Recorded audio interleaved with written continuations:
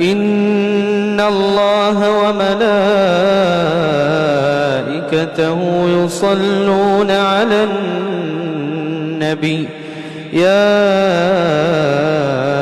أيها الذين آمنوا صلوا عليه وسلموا تسليما.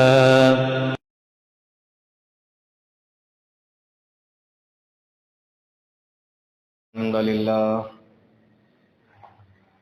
نحمده ونستعينه ونستغفره ونعوذ بالله من شرور أنفسنا ومن سيئات أعمالنا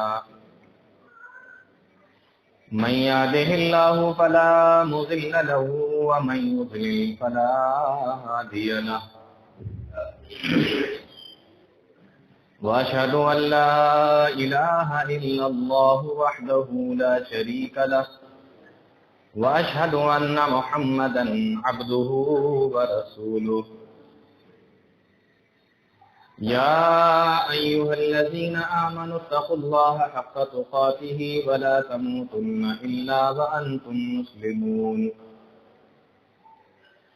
يا أيها الناس اتقوا ربكم الذي خلقكم من نفس واحدة وخلق منها زوجها وبث منهما رجالا كثيرا ونساء واتقوا الله الذي تساءلون به والأرحام إن الله كان عليكم رقيبا يا أيها الذين آمنوا اتقوا الله وقولوا قولا سديدا يصلح لكم أعمالكم ويغفر لكم ذنوبكم ومن يطع الله ورسوله فقد فاز فوزا عظيما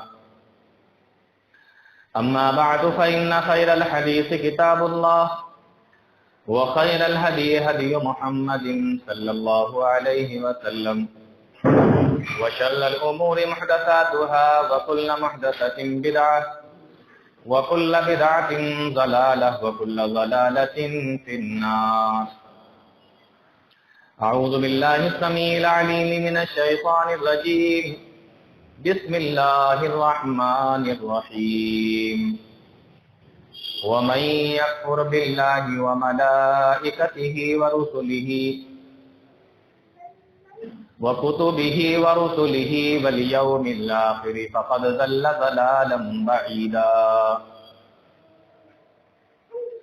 تمام قسم کی تعریفیں اللہ رب العالمین کے لیے لائق اور سزاوار ہیں. وہ ہم سب کا خالق ہے، مالک ہے، رازق ہے، حاکم ہے، اور ہم تمام لوگوں کی عبادتوں کا اکیلا مستحق و سزاوار ہے. وہ جو چاہتا ہے، جب چاہتا ہے، جیسے چاہتا ہے کرتا ہے. ساری کائنات، ساری مخلوق اس کی غلام اور اس کی محتاج ہے. ہر چیز پر اس کی طاقت اور قدرت ہے. وہ ان اللہ علی کل شیء قدیر ہے. بعدہ انگن تو بے شمار درود و سلام نازل ہوں تمام انبیاء پر، بالخصوص جناب محمد رسول اللہ صلی اللہ علیہ وسلم پر اور آپ کے آل و اصحاب پر. اللہ رب العالمین اپنا رحم و کرم فرمائے ہم سب پر، آمین. ارکان ایمان کے تعلق سے بات ہو رہی ہے، اور آج اس میں سے دوسرا رکن جس پر ہمارا اور آپ کا ایمان لانا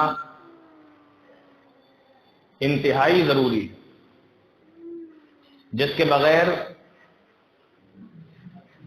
ہمارا اور آپ کا نہ تو ایمان اللہ رب العالمین کو قبول ہے اور نہ ہی اسلام اللہ رب العالمین کو قبول ہے.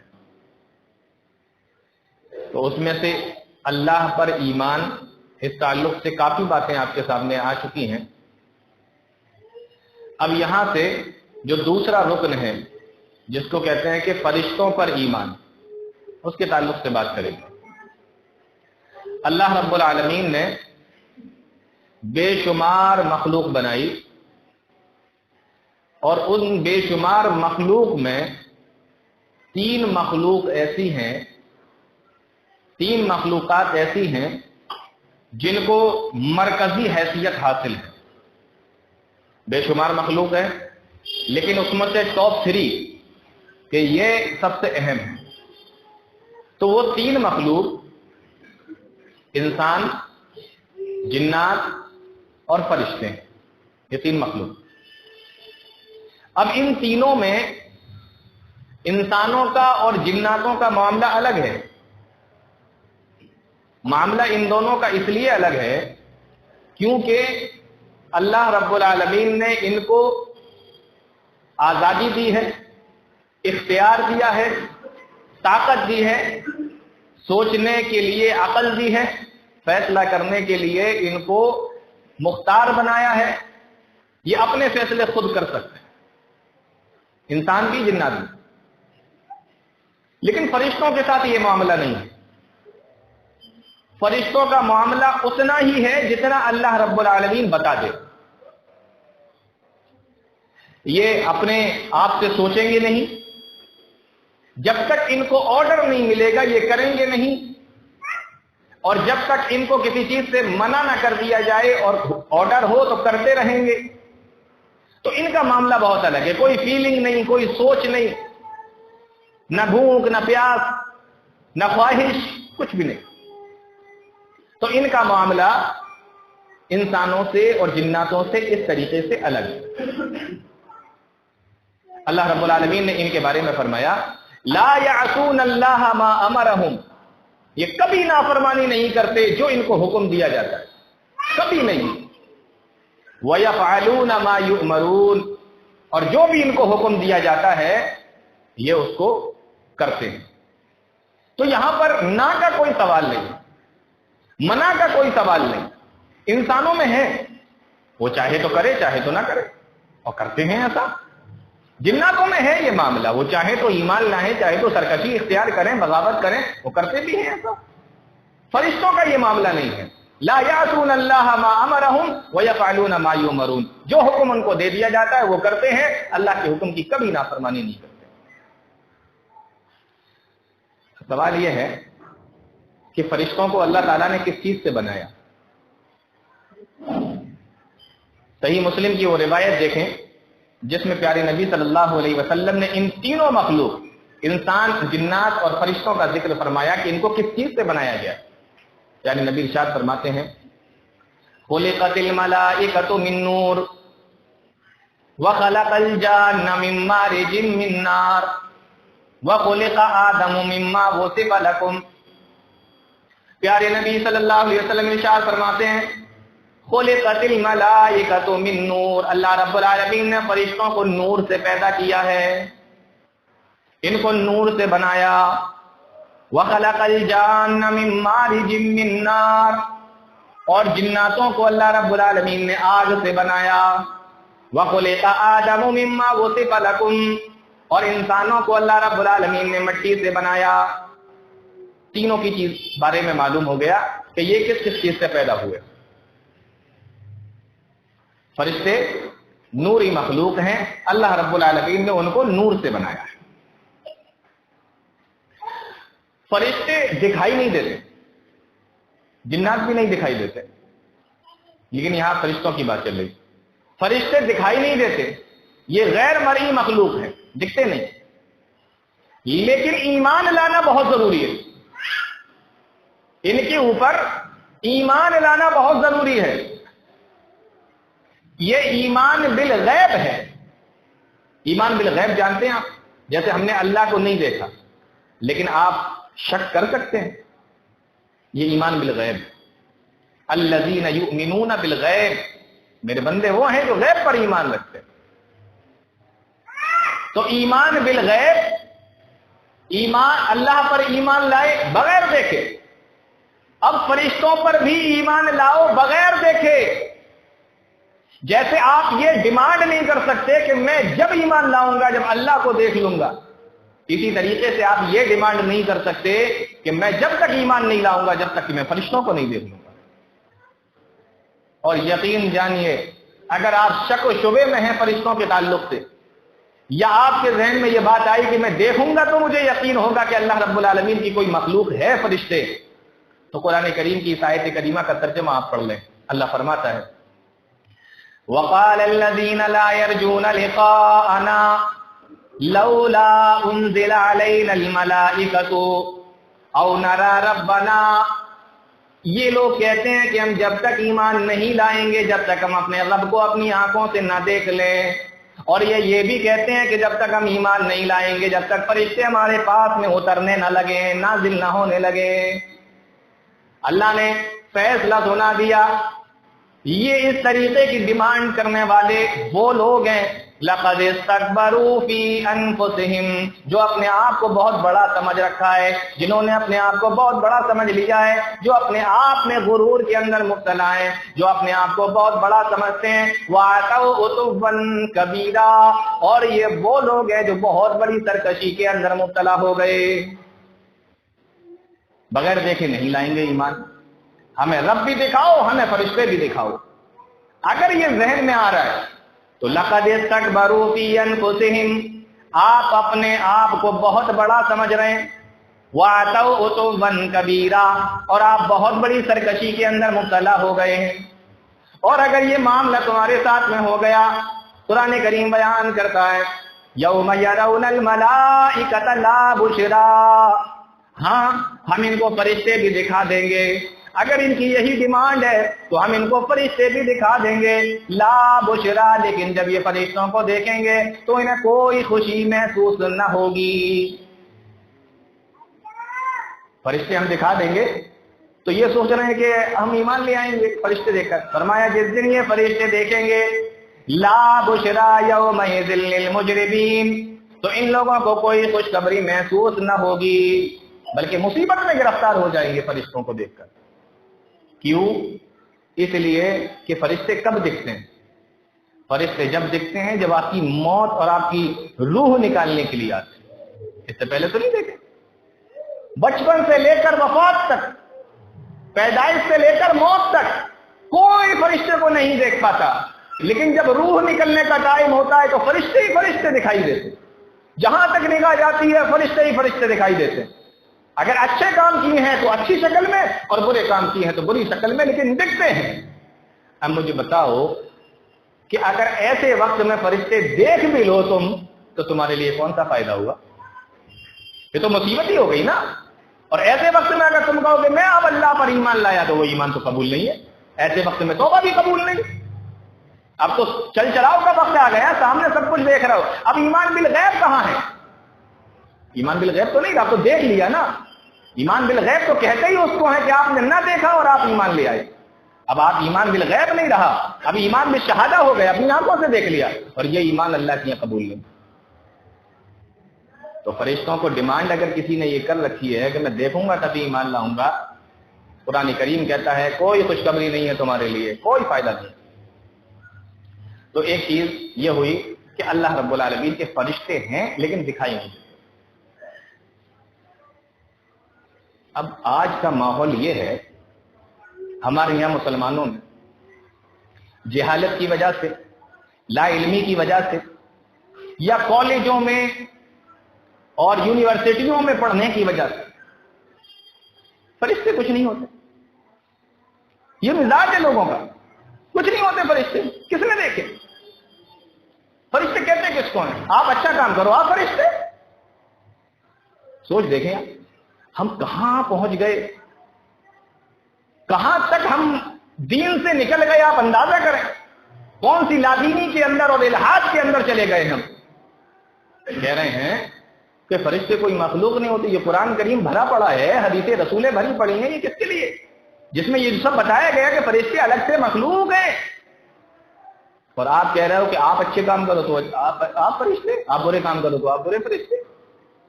اچھے کام کر رہے ہو تو آپ فرشتے, برے کام کر رہے ہو تو آپ شیطان. نہ شیطان ہوتے نہ فرشتے ہوتے. یہ سوچیں ہیں لوگوں کی. قرآن کریم نے بیان فرمایا اگر یہ سوچ ہے آپ کی اور فرشتوں کو آپ الگ سے کوئی مخلوق نہیں مانتے اللہ رب العالمین کی, تو قرآن کریم کہتا ہے وَمَن يَكْفُرْ بِاللَّهِ وَمَلَائِكَتِهِ جو شخص انکار کر دے اللہ کا, جو شخص انکار کر دے فرشتوں کا, جو شخص انکار کر دے کتابوں کا, جو شخص انکار کر دے رسولوں کا، کفر کر لے، انکار کر دے، قرآن کریم بیان کرتا ہے فقد ضل ضلالا بعیدا، تو بہت دور کی گمراہی میں چلا گیا، بہت دور گمراہی میں نکل گیا۔ اب میں بات کو آگے بڑھانے سے پہلے دو باتیں بتاتا ہوں۔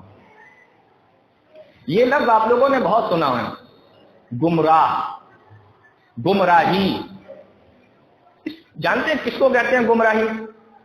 راہ کے معنی راستہ اور گم کے معنی کھو جانا، ٹھیک ہے؟ دو لفظوں کو ملا کے بنایا گمراہ، یعنی ایسا آدمی جس کا راستہ کھو گیا۔ اس کو اور آسان بھاشا میں سمجھیں، مثال سے سمجھیں۔ جیسے ہم لوگ کہتے ہیں نا گمراہ، فلاں آدمی گمراہ تھا، گمراہ ہے، گمراہ ہو گیا، وغیرہ وغیرہ۔ گمراہی، گمراہ کے معنی راستہ گم ہو جانا۔ مثال کے طور پر آپ گئے اسٹیشن اور آپ جا کر ٹرین میں بیٹھ گئے، آپ کو جانا ہے دائیں سائڈ، اس طرف جانا ہے، لیکن آپ غلطی سے بیٹھ گئے اس ٹرین میں جس کو بائیں سائڈ میں جانا ہے، ٹھیک ہے نا؟ تو آپ راستہ بھول گئے، آپ کو جہاں جانا تھا آپ وہاں نہیں جا رہے، آپ کو جانا تھا دائیں سائڈ، دائیں طرف، رائٹ سائڈ میں، لیکن آپ جا رہے ہیں بائیں طرف۔ اب یہ ٹرین آپ کو لے کے جا رہی ہے بائیں طرف، تو آپ کون ہیں؟ آپ گمراہ ہیں، آپ غلط راستے پہ جا رہے ہیں۔ اور قرآن کریم جو یہ کہتا ہے کہ گمراہی میں بہت دور نکل گیا، قرآن کریم کی بیان کرنے کا انداز دیکھیں آپ، گویا کہ ایک تو آپ کی منزل ادھر ہے، آپ نے یہاں سے سفر شروع کیا، غلط ٹرین میں بیٹھے تو اپنی اس منزل سے اور دور ہوتے چلے جا رہے ہیں۔ قرآن کریم اسی کو کہتا ہے فقد ضل ضلالا بعیدا، گمراہ تو ہو ہی بلکہ اور دور ہوتے چلے جا رہے ہو اپنی گمراہی کے اندر، یعنی آپ اپنے مقصد سے اور دور جا رہے ہیں۔ بات سمجھ میں آ رہی ہے؟ تو فرشتوں کا انکار کرنے والے کو اللہ رب العالمین نے یہی فرمایا کہ وہ گمراہ ہے اور اپنی گمراہی میں آگے بڑھتا چلا جا رہا ہے، پتہ نہیں کہاں جا کے رکے، منزل تو کہیں اور ہے، بیٹھا کہیں اور کی ٹرین میں ہو۔ اتنی بات سمجھ میں آ گئی؟ ایک بات تو۔ اچھا، دوسری بات، قرآن کریم نے یا پیارے نبی صلی اللہ علیہ وسلم نے فرشتوں کے اوپر ایمان لانے کے لیے اتنا زور کیوں ڈالا، اتنی تاکید کیوں کی ہے کہ اس کو ایمان کا حصہ بنا ڈالا؟ بھئی جنات بھی تو ہیں اللہ کی مخلوق، ان کو ماننا ہے کہ ہاں جنات اللہ کی مخلوق ہے، لیکن وہ ایمان کا حصہ تو نہیں ہے۔ اور بھی بہت ساری اللہ رب العالمین کی مخلوق ہیں، ہاں اللہ کی مخلوق سے مانتے ہیں، لیکن فرشتوں کے اوپر ایمان لانا ارکان ایمان میں شامل کر دیا اللہ رب العالمین نے۔ کیوں؟ اس کی وجہ یہ، غور سے سنو، اس کی وجہ یہ ہے کہ کوئی نبی آئے، کسی بستی میں کوئی نبی آئے، آپ یہ مانتے ہو کہ ہاں یہ نبی ہیں، مان لو، ویسے تو عام طور پہ لوگ انکار کرتے تھے، لیکن اگر آپ یہ مانتے ہیں کہ یہ نبی ہیں تو آپ نے کیسے مانا کہ یہ نبی ہیں؟ آپ کو جب تک وہ آپ ان کو نبی مان رہے ہیں تو نبی اگر آپ مانتے ہیں تو آپ کو لا محالہ یقیناً یہ ماننا پڑے گا کہ اللہ کے فرشتے بھی ہیں۔ بھئی وہی لے کے کون آئے گا؟ بیچ میں زمین پر نبی، عرش پر اللہ، اس کے پیغامات کو بیچ میں لے کر کون آئے گا؟ اللہ نیچے نہیں آ رہا، نبی اوپر نہیں جا رہے ہیں، تو آپ کو کیسے پتہ چلا کہ یہ اللہ کے نبی؟ بیچ میں جو واسطہ بنے ہوئے ہیں، بیچ میں جو ذریعہ ہے، اللہ کے فرشتے جو وحی لے کر آ رہے ہیں، جب تک آپ کو ان پر یقین نہیں ہوگا آپ نبی کو نبی کیسے مانو گے؟ نہیں سمجھ میں آئی بات؟ تو اس لیے قرآن کریم نے فرشتوں کے اوپر ایمان لانے کے لیے خصوصی طور سے، تاکیدی طور سے حکم دیا کہ جب تم لانے والے کے اوپر ایمان رکھو گے تو پھر جس کے اوپر وہ وحی لے کر آیا اس کے اوپر آٹومیٹکلی تم ایمان لے آؤ گے کہ یہ سچا ہے اور یہ اللہ کا فرشتہ ہے، تو جس پر آیا یہ بھی سچا ہوگا اور اللہ کی وحی لے کر آیا ہوگا۔ بات سمجھ میں آ گئی؟ تو یہ دو باتیں۔ میں آپ کو یہ بتا رہا تھا کہ فرشتوں کو اللہ رب العالمین نے نور سے بنایا. کیسے بنایا؟ قرآن کریم کی ایک دوسری آیت دیکھیں. اللہ رب العالمین فرماتا ہے الحمدللہ فاطر السماوات والارض، تمام تعریفیں اس اللہ کے لیے، فاطر السماوات والارض، جو زمینوں اور آسمانوں کا پیدا کرنے والا ہے، بنانے والا ہے. جاعل الملائکۃ رسلا، اور اسی نے اپنا پیغام پہنچانے کے لیے فرشتوں کو بنایا. اپنا پیغام پہنچانے کے لیے جس نے فرشتوں کو بنایا. اور وہ فرشتے کیسے ہیں؟ الی اجنحۃ مثنی وثلاث ورباع. کوئی فرشتہ تو ایسا ہے جس کے 2 پر ہیں، کوئی فرشتہ ایسا ہے جس کے 3 پر ہیں، کوئی فرشتہ ایسا ہے جس کے 4 پر ہیں. یزید فی الخلق ما یشاء، اور فرشتوں کے پر اسی طریقے سے بڑھتے چلے جاتے ہیں. چھوٹا فرشتہ کم پر، بڑا فرشتہ زیادہ پر. یہ جو اوپر جاتے ہیں نا، یہ اڑتے ہوئے جاتے ہیں، یہ اپنے پروں کا استعمال کرتے ہیں. اللہ رب العالمین نے ان کے پر بنا رکھے، ہمیں پیر دیے چلنے کے لیے، ان کو پر دیے اڑنے کے لیے. فرمایا جاعل الملائکۃ رسلا اولی اجنحۃ مثنی وثلاث ورباع. کسی کے میں نے 2 پر بنائے، کسی کے 3 پر بنائے، کسی کے 4 بنا دیے. یزید فی الخلق ما یشاء، اور ہم نے اور بھی زیادہ بڑھا دیے. ہم جو چاہیں وہ پیدا کرتے ہیں، جتنا چاہیں بڑھا دیتے ہیں. اسی لیے پیارے نبی جناب محمد رسول اللہ صلی اللہ علیہ وسلم نے ارشاد فرمایا، صحیح بخاری کی روایت ہے، اللہ کے نبی بیان فرماتے ہیں، جب معراج کی رات میں نے جبریل علیہ الصلوۃ والسلام کو ان کی اصلی حالت میں دیکھا. غور سے سننا، جب میں نے معراج کی رات میں جبریل علیہ الصلوۃ والسلام کو ان کی اصلی حالت میں دیکھا تو میں نے دیکھا جبرائیل امین کے 600 پر تھے. جبریل امین کے کتنے پر تھے؟ 600 پر تھے جبریل علیہ الصلوۃ والسلام کے. اور پیارے نبی صلی اللہ علیہ وسلم نے ارشاد فرمایا، ان کا جو سب سے چھوٹا پر تھا، کما بین المشرق والمغرب، وہ اتنا بڑا تھا کہ مشرق سے لے کر مغرب تک، یعنی پورب سے لے کے پچھم تک پورا ڈھانک لیا تھا. پر کو پھیلایا سب سے چھوٹے والے کو تو پورب سے لے کے پچھم تک سب ڈھک گیا. کتنا بڑا پر تھا حضرت جبریل علیہ الصلوۃ والسلام کا، 600 پروں میں سب سے چھوٹا والا. بات سمجھ میں آ رہی؟ امام البانی رحمۃ اللہ علیہ نے اپنی کتاب السلسلہ الصحیحہ میں ایک حدیث لکھی ہے. کہتے ہیں اللہ رب العالمین نے ایک فرشتے کو پیدا کیا، یزید فی الخلق ما یشاء، میں جو چاہوں بڑھا دیتا ہوں، جتنا چاہتا ہوں پیدا کرتا ہوں. فرماتے ہیں کہ اللہ رب العالمین نے ایک فرشتے کو پیدا کیا، وہ اتنا بڑا وہ فرشتہ ہے کہ اس کے پیر زمین پر ہیں، زمین کے نیچے. اس کے پیر 7 زمینوں کے نیچے تک ہیں، اور اس کا یہ سر عرش الہی سے لگتا ہے. اگر آپ سوچ رہے ہو کہ ایسا کیسے ہو سکتا ہے، بھائی یہ ایمان بالغیب ہے، شک نہیں کر سکتے. پیر زمینوں میں اور سر عرش پر لگ رہا ہے. اتنا بڑا فرشتہ اللہ رب العالمین کا. اور کام دیکھو، پیارے نبی صلی اللہ علیہ وسلم ارشاد فرماتے ہیں کہ جب سے اللہ نے اس کو بنایا، سر اس کا آسمان سے عرش پہ لگ رہا ہے اور منہ اس کا اوپر عرش کی طرف ہے، اور اوپر دیکھ کر صرف اس کی زبان سے یہی کہتا ہے سبحان اللہ سبحان اللہ. جب سے بنا صرف یہی زبان سے ادا کر رہا ہے، یہی اس کی زبان سے نکل رہا ہے سبحان اللہ سبحان اللہ. آپ اندازہ کرو اللہ رب العالمین نے کتنی بڑی مخلوق کو اپنے اس کام پہ لگا رکھا ہے.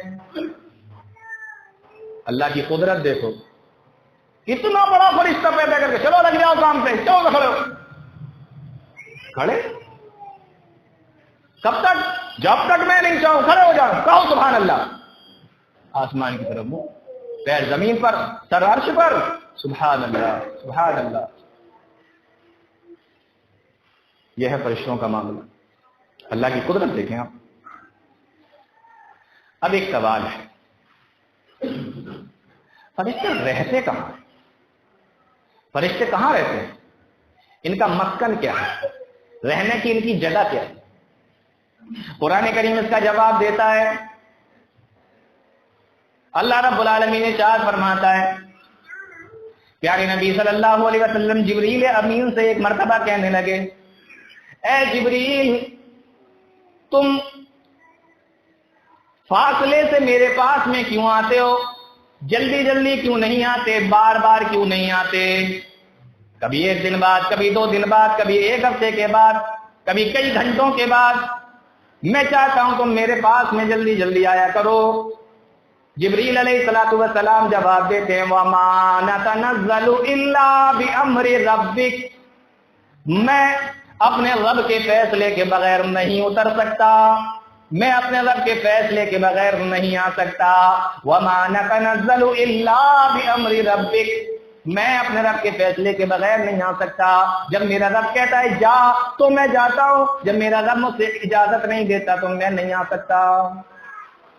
اس سے پتہ یہ چلا کہ کسی اونچی جگہ پہ رہتے تبھی تو اتریں گے، اونچی جگہ پہ تو آدمی اترتا ہے نیچے، تو معلوم یہ ہوا کسی اونچی جگہ پہ رہتے ہیں۔ اب اس کو تھوڑا اور کلیئر کرتے ہیں، وہ اونچی جگہ کہاں ہے؟ ترمذی کی روایت ہے، پیارے نبی صلی اللہ علیہ وسلم نے ارشاد فرمایا، اللہ کے نبی صلی اللہ علیہ وسلم ارشاد فرماتے ہیں، میں نے آسمان میں دیکھا، وہاں اتنے فرشتے تھے، اتنے فرشتے تھے، موضع 4 اصابع الا وملک، 4 انگل بھی جگہ آسمان میں باقی نہیں تھی جہاں پر فرشتہ موجود نہ ہو۔ اتنی بھیڑ، اتنے زیادہ لوگ، 4 انگل بھی جگہ باقی نہیں تھی آسمان میں جہاں پر کوئی نہ کوئی فرشتہ موجود نہ ہو۔ اور ایک حدیث کے اندر پیارے نبی صلی اللہ علیہ وسلم نے ارشاد فرمایا، واضع جبہتہ ساجدا للہ، میں نے آسمان میں دیکھا 4 انگل جگہ بھی باقی نہیں تھی جہاں کوئی نہ کوئی فرشتہ اللہ رب العالمین کے سامنے سجدہ نہ کر رہا ہو۔ آسمان کتنا بڑا، آج تک کوئی ناپ نہیں پایا کہ آسمان کتنا بڑا ہے، اور پورا آسمان بھرا ہوا، اور اس جیسے 7 آسمان، اور سارے کے سارے بھرے ہوئے۔ تو اصل جگہ فرشتوں کی کون سی ہے؟ یہ آسمان میں رہتے ہیں، رہنے کی جگہ ان کے آسمان۔ اچھا، یہ تعداد میں کتنے ہیں؟ قرآن کریم کہتا ہے، وَمَا يَعْلَمُ جُنُودَ رَبِّكَ إِلَّا هُوَ، وَمَا يَعْلَمُ جُنُودَ رَبِّكَ إِلَّا هُوَ، فرشتوں کی کتنی تعداد ہے یہ اللہ کے علاوہ کوئی نہیں جانتا۔ کتنی تعداد میں فرشتے موجود ہیں یہ اللہ کے علاوہ کوئی دوسرا نہیں جانتا، خود اللہ رب العالمین ہی کو معلوم ہے کہ میں نے کتنے فرشتوں کو بنایا، اللہ رب العالمین نے ان کی کوئی تعداد نہیں بتائی۔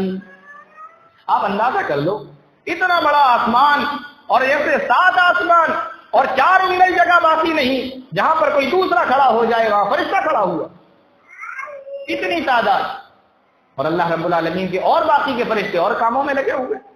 یہ تو وہ ہیں جو آسمان پر ہیں، تو ان کا اصل مسکن کہاں ہے؟ آسمان پر ہے۔ پیارے نبی صلی اللہ علیہ وسلم نے ارشاد فرمایا، جب میں معراج کی رات گیا، 7ویں آسمان پر پہنچا، تو میں نے وہاں پر ایک گھر دیکھا جس کا نام بیت معمور ہے، قرآن کریم کے اندر اس کا ذکر موجود ہے، بیت معمور۔ ہم لوگ حج کرنے کے لیے جاتے ہیں، خانہ کعبہ پہنچتے ہیں، طواف کرتے ہیں، 2 رکعت نماز پڑھتے ہیں، اللہ رب العالمین نے دوبارہ نوازا، دوبارہ چلے گئے، ایک بار حج کر لیا، ایک بار عمرہ کرنے چلے گئے۔ کچھ لوگ ایسے ہوتے ہیں کہ 2-3 بار حج کر لیا، 2-3 بار عمرہ کر لیا، یہ قسمت کی بات ہے، اللہ رب العالمین نے اگر لکھا ہے تو چلا جاتا ہے۔ مطلب یہ کہ اگر آپ ایک بار کر لو تو دوبارہ چانس رہتا ہے کہ جا سکتے، اللہ رب العالمین اگر حالات بنا دے تو دوبارہ جا سکتے ہو، چانس ہے۔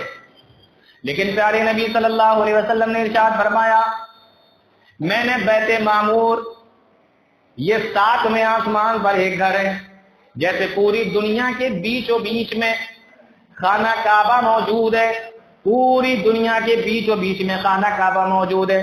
پیارے نبی فرماتے ہیں اس کے بالکل سیدھے اوپر اگر چلے جاؤ، ادھر ادھر ذرا سا بھی نہ ہٹو، تو 7ویں آسمان پر جب پہنچو گے تو بیت معمور تمہیں وہاں پر ملے گا۔ زمین پر یہ دنیا کے لوگوں کا قبلہ ہے اور وہ آسمان پر فرشتوں کا قبلہ ہے۔ ایک حدیث کے اندر تو پیارے نبی نے یہ فرمایا کہ اگر بیت معمور 7ویں آسمان پہ نیچے گر جائے تو کعبہ کے اوپر آ کے گرے گا، اتنے سیدھ میں۔ یہ دنیا کے لوگوں کا کعبہ اور وہ فرشتوں کا۔ پیارے نبی صلی اللہ علیہ وسلم فرماتے ہیں میں نے بیت معمور میں دیکھا کہ فرشتے اس کا طواف کر رہے ہیں، وہاں نماز پڑھ رہے ہیں۔ میں نے دیکھا فرشتے اس کا طواف کر رہے ہیں۔ پیارے نبی ارشاد فرماتے ہیں، بخاری کی روایت ہے 70,000 ملک کل یوم 70,000 ملک، روزانہ 70,000 فرشتے اس گھر کا طواف کرتے ہیں، روزانہ 70,000 فرشتے اس گھر کا طواف کرتے ہیں۔ اذا خرجا، اور جب کوئی فرشتہ اس کے اندر سے طواف کرنے کے بعد وہاں سے نکل جاتا ہے، لا یعود، پھر دوبارہ کبھی اس کا نمبر ہی نہیں آتا۔ آپ جا سکتے ہو، آپ کے پاس چانس ہے، لیکن فرشتے کے پاس چانس ہی نہیں۔ کیوں؟ آپ گئے، اب دوسرے کا نمبر ختم ہوں گے تب نا آپ کا نمبر آئے گا۔ تو اتنی تعداد ہے فرشتوں کی کہ ایک بار جو چلا گیا، ایک بار جس نے وہاں پر طواف کر لیا، دوبارہ اس کا پھر نمبر نہیں آتا۔ تو کیا پتا چلا رہتے کہاں ہیں؟ آسمان میں۔ تعداد کتنی ہے؟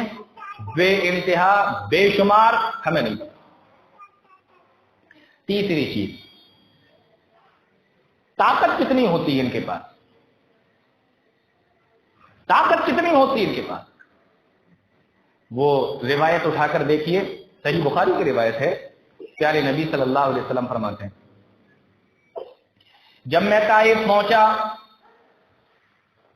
اور طائف کے سرداروں کے سامنے 3 بھائیوں کی طائف میں حکومت تھی، پیارے نبی صلی اللہ علیہ وسلم ارشاد فرماتے ہیں میں طائف پہنچا، 3 بھائی وہاں رہتے تھے، یہ تینوں سردار تھے۔ ان کے پاس میں پہنچ کر میں نے ان کے سامنے اسلام رکھا، توحید رکھی، اللہ کا پیغام ان کے سامنے رکھا، لیکن کوئی بھی ایمان نہیں لایا، کوئی بھی ماننے کے لیے تیار نہیں ہوا۔ اور سرکشی میں اتنا زیادہ بڑے ہوئے تھے، ایک بھائی تو یہ کہنے لگا کہ جا، میں تو اس سے تو بات کرنا ہی پسند نہیں کرتا۔ تقریباً 95 یا 90 کلومیٹر کا فاصلہ ہے مکہ سے طائف، جب آپ جائیں گے 90 یا 95 کلومیٹر کا فاصلہ ہے، اور پیارے نبی صلی اللہ علیہ وسلم پیدل گئے، سواری نہیں، پیدل۔ آپ اندازہ کرو کہ 95 کلومیٹر چل کر ایک آدمی پیدل جائے دین کی تبلیغ کرنے کے لیے، کوئی سواری نہیں، پیدل گئے۔